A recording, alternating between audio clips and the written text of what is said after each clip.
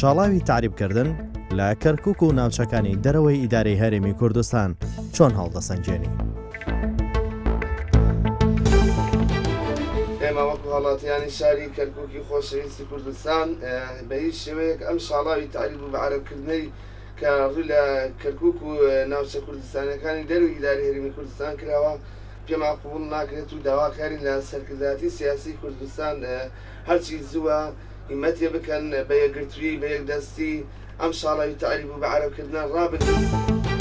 لە 16 ئۆکتۆبرەوە لە بەڕاستی وەزعگاتۆ بەسەر ناوچە دابرێنەوەکان و شاری کەرکووک تعریبێکی بەربڵاو لەو دەڤەرە دەستی پێ کردووە هەرچی ئەو عەرەبانەیە کاتی خۆی کەوا بەعز هێنابێەوە ئەو منتیقە ئێستا بە شێوەیەکی تر دیسان دەستیان کردوەوە بە تعریبێکی بەربڵاو لەو منتیقەیە دەستی پێ کردووە بۆیە لێرەوە داوا لە هەموو گەلی کوردەکەم بە یەک دەست و بە یەک دەنگ یەکگردوو بن بۆەوەی بتوانین ئەو ناوچانە بە یەکگردووی بگەڕێنەوە دۆخی جارانی خۆی.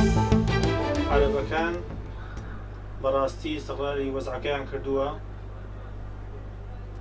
بە زۆری تەقە لە خەڵکەکرێ، ماڵی خەڵک داگیرەکرێ، عەرزی خەڵک داگیرەکرێ.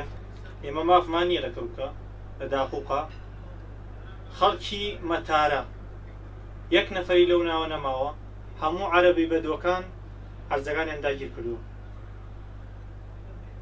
نابێ ئەمە ناکرێ کاکە هەتا کەی تا کەی چەوسانەوەی کورد.